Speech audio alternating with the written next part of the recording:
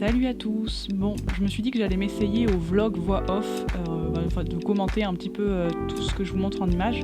Là, c'était surtout pour vous emmener avec moi au magasin vrac, mais bon, comme j'ai mis des images du mois le matin, je voulais vous montrer un peu. Donc là, je me prépare un café, zéro déchet, puisque j'achète mon café en vrac et ensuite je le mets dans une cafetière à piston où du coup je presse directement mon café et ça fait du super bon café.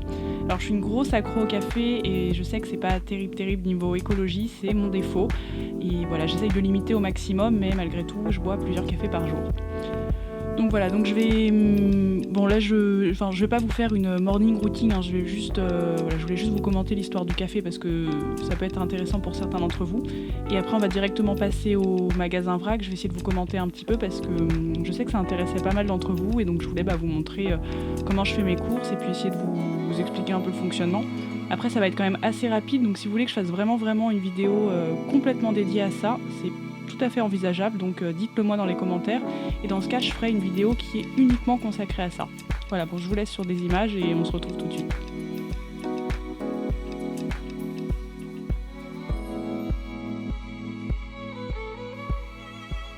Oui bon là vous me voyez rapidement replier mon lit, aérer. C'est des trucs que je fais très souvent le matin, sauf quand il fait trop froid, mais bon là comme les températures ont bien remonté, du coup voilà. Bon. En fait, finalement, là, je me rapproche pas mal d'une micro-morning routine, non ? Ensuite, là, je passe directement, je vais filer faire mes courses vrac et je voulais vous le filmer pour vous montrer, vous avez été nombreux à me demander. Donc tout simplement, je mets mes bocaux en verre et mes sacs en tissu dans mon panier, ou alors tout basique, et je prends mon panier et je file à l'épicerie vrac. Donc c'est pas très loin de chez moi, c'est cool, je peux y aller à pied, à vélo ou en bus, mais souvent je marche ou j'y vais même à roller parfois. En plus l'épicier me connaît bien donc c'est rigolo. Donc voici la boutique, donc moi je vais faire un peu la promotion de Day by Day parce que c'est la boutique dans laquelle je vais. Il y en a plein à Paris, donc c'est chouette. Donc vous avez énormément de choses en vrac, que ce soit là on voit les vinaigres, les pâtes, les céréales, les légumineuses, les farines, enfin voilà, il y a vraiment un choix complet de choses. Moi je fais juste mes courses en vrac au Day by Day, après je vais au marché acheter mes fruits et légumes et je n'ai pas besoin d'aller ailleurs. Donc ça c'est vraiment super. Donc voilà, donc là on voit mon commerçant me fait la tare sur les bocaux parce que des fois je ramène des nouveaux bocaux, donc il me note le poids du bocal et ensuite à l'addition il enlèvera le poids du bocal parce que c'est vrai que ça pèse assez lourd et que sinon ça augmente le prix. Donc voilà, il n'y a pas de vol, rien du tout.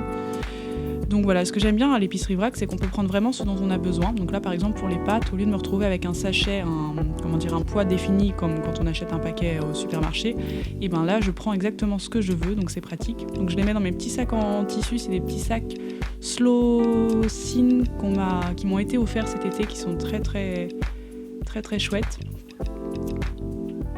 Et donc voilà, ensuite pareil, là, donc je prends mes flocons d'avoine. Donc là, normalement, je les mets dans des bocaux en verre, mais bon, là, je n'avais pas dû l'emmener. Et je remplis. Donc il y a différentes manières de remplir, soit avec une petite pelle ou alors comme ça en faisant couler directement. Sinon il y a des pinces aussi pour les bonbons, tout ça. Donc ça c'est les différentes farines. Moi j'utilise de la farine de pois chiche beaucoup pour me laver les cheveux et ensuite de la farine complète pour faire tous mes gâteaux, toutes mes cuisines. Et on trouve aussi les olives en vrac et ça c'est magique, il y a des olives au basilic qui sont absolument délicieuses, donc je me fais toujours un gros plein. Donc voilà pareil, donc là il faut mieux les mettre dans un bocal en verre et donc voilà c'est vraiment chouette. On peut trouver les œufs aussi, on voit à côté c'est des œufs biologiques qui sont élevés en ferme, donc pour les personnes qui mangent des œufs, ça permet de donner de l'argent directement à un producteur. Là on voit les alcools qui sont dans des très belles bouteilles, d'ailleurs il a bien décoré sa boutique et puis voilà il vend aussi plein d'autres choses, des pailles en métal, des choses pour les pique-niques, donc voilà c'est assez complet. Donc voilà chez Day by Day. Ah oui, au magasin vrac aussi, je l'ai pas filmé là, mais il y a toute une partie droguerie dans l'arrière-boutique que je pourrais vous filmer une prochaine fois d'ailleurs.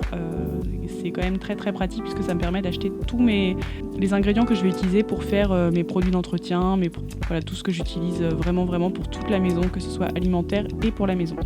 Et le Day by Day, c'est quand même aussi, ils essayent d'avoir un maximum de produits bio ou d'agriculture raisonnée, ou de produits locaux, vraiment avec des circuits courts. Donc c'est aussi pour ça que je leur fais entièrement confiance et même sur la manière dont ils apportent leurs produits.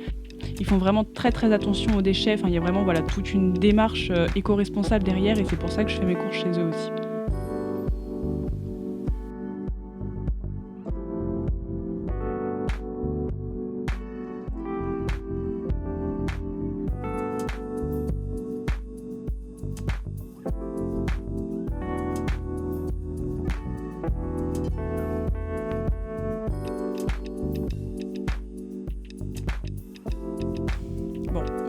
on se retrouve avec la fin de l'interview avec Pierre Chevel que je vous avais promis avec les dernières questions.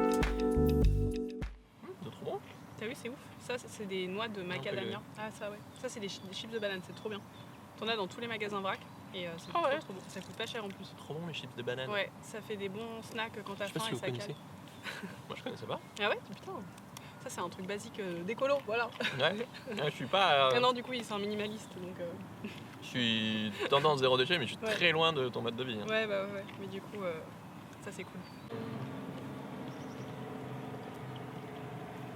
S'il y avait un truc que tu trouves le plus important dans ce mode de vie, un truc que tu...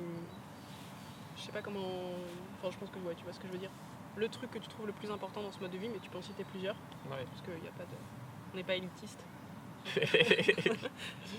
Bah, moi, ce qui me tient le plus à cœur, c'est le minimalisme.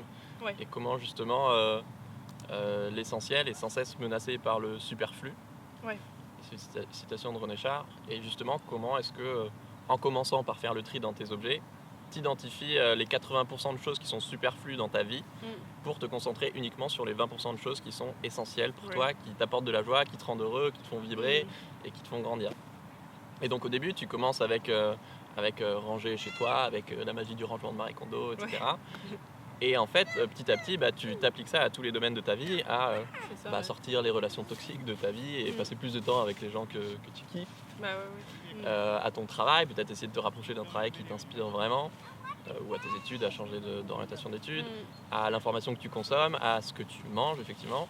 Et tu te rapproches de plus en plus d'une vie qui t'inspire en fait et qui te fait vibrer et où tu deviens entier en fait, vraiment j'appelle ça, j'ai l'impression de devenir entière, c'est un truc ouais. Donc moi c'est ça qui me questionne régulièrement de qu'est-ce qui est essentiel pour moi et du coup tu développes d'autres muscles, d'apprendre à dire non pour protéger ton temps, pour protéger ton temps avec les gens qui te sont chers si c'est ça qui est important pour toi. Moi, c'est ça dans mon cas. Je passe plus de temps avec ma famille, je passe plus de temps sur ma chaîne YouTube pour faire des vidéos. C'était aussi ça, de passer des livres à YouTube. C'était, en fait, les livres, c'est cool, mais ce qui m'inspire vraiment, c'est YouTube. Et du coup, je prends ce risque de faire ce saut-là. Mais je sais que c'est... Enfin, tu le sais, quoi, quand il y a un truc qui te fait vraiment kiffer. Voilà. Et ça me faisait rire au début quand j'entendais que les gens qui faisaient du minimalisme, notamment en rangeant chez eux, derrière par exemple, ils allaient changer de travail ou perdre du poids ou larguer leur relation toxique amoureuse, etc. Et en fait aujourd'hui je le comprends tellement. Bah ouais, c'est ça, parce qu'on a souvent tendance à penser que le minimalisme s'arrête uniquement sur le rangement de sa maison. Alors c'est ça, mais c'est un truc girly, juste déco, DIY et tout. Et tellement... t'es là, mais non. Pas du tout. De toute façon, c'est ça, c'est un peu comme pour tout. Très souvent, tu parles avec un stéréotype de base, enfin pas toujours, mais pour le zéro déchet. Après, pareil, ça va beaucoup plus loin que ça. Et j'ai fait une vidéo sur le minimalisme où j'en parle un peu. Et je disais justement que c'est plein de choses, c'est même tout ce que tu viens de citer, en fait, les relations sociales, ce que tu fais, tout, quoi. C'est un truc complet, quoi. Et ce muscle d'apprendre à distinguer ce qui est essentiel pour toi, c'est ça, d'apprendre de ce qui t'apporte de la joie. C'est un truc qu'on nous apprend pas et que du coup tu dois pratiquer. C'est un muscle quoi. Comme si tu veux des abdos, faut faire des pompes ou des je sais pas quoi. Je fais pas d'abdos, je sais pas. Faut faire des exos quoi. Et plus tu fais ce qui est essentiel pour toi, plus tu seras heureux, tout simplement. C'est exactement ça, ça rend entier heureux et après tu deviens accro par contre. Mais non, c'est exactement ça. Ok. Ce que je voudrais savoir, du coup, même si tu as un petit peu répondu en même temps, c'est ce que t'apporte ce mode de vie au quotidien. Tout ce que ça peut t'apporter de positif, même de négatif, s'il y a des choses négatives. Parce qu'on parle toujours du positif, mais...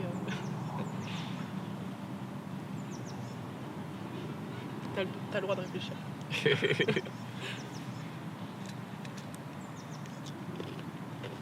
Je crois que ce qui m'excite le plus, c'est de désapprendre. Ah, j'adore cette réponse. C'est bon, je suis fan. Grave.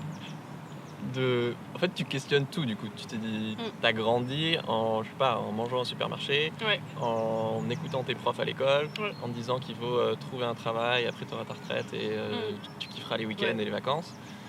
Et du coup, là, tu questionnes tout en fait. T'es là, attends, mais on mange comme ça, mais est-ce qu'on pourrait pas manger autrement, de manière plus respectueuse de l'environnement et des animaux et Le moindre autrement. petit truc que tu vas On se faire. déplace comme ça, mais Ouais. est-ce que on se parle à soi-même ou aux autres comme ça? Enfin, tout en fait, tu peux réinterroger Ouais. et ça, je trouve ça assez kiffant. T'as De se raison. dire que le monde, il est comme ça et t'as l'impression qu'il est figé. Ouais. Ce qui déjà est faux, en fait. Le monde, il est en mouvement permanent, sauf que Exactement, forcément, tu le vois pas évoluer. Enfin, c'est comme un arbre qui pousse, quoi. Bah ouais. Et du coup, de te dire, en fait, il y a plein de futurs qui sont possibles. Et te dire, ok, moi, auquel de ces futurs j'ai envie de contribuer. Ça, je trouve ça hyper kiffant. Complètement d'accord. C'est vraiment trouver ta place dans l'univers, quoi. Devoir trouver le sentier qui est fait pour toi. Ouais. Il y a une citation, dont je ne me rappelle plus, Merde. qui dit que le futur est inéquitablement réparti, mais qu'il est déjà là. Ouais. Et donc ça peut être autant une start-up qui, enfin je sais pas, quand ils ont créé Internet, tu vois, au début, c'était que peut-être aux États-Unis ou quoi. Et pourtant ça existait déjà et maintenant c'est mainstream.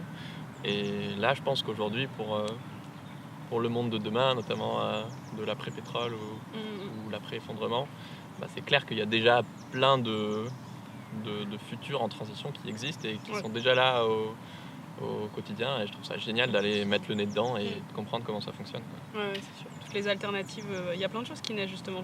Cet après-effondrement dont tu parles, il est en train de naître en ce moment justement. Tout est en train de pousser et c'est cool. Oh là, cette téléportation de l'extrême. C'est trop bien le futur, hein. Ouais, c'est trop bien. Mais du coup, c'est sympa chez toi. Piloté et déjà préparé. Bah ouais. Putain, super. Bon, à la vôtre. Ouais, Ok. carrément. En fait, elle a plus de batterie, la demoiselle. On a dû terminer ici, mais bon, c'est cool. Au moins, comme ça, on boit un thé et puis voilà. Ouais. Et donc, entre-temps, on a filmé une vidéo sur la chaîne de Pierre. Une vidéo qui parle de ma vie sans frigo. Donc, c'est trop cool. Donc, moi, je vous mettrai le lien pour que vous puissiez aller voir cette vidéo très cool. Et puis, voilà. Donc, merci de m'avoir invité. Avec à bientôt, ciao. bientôt, salut.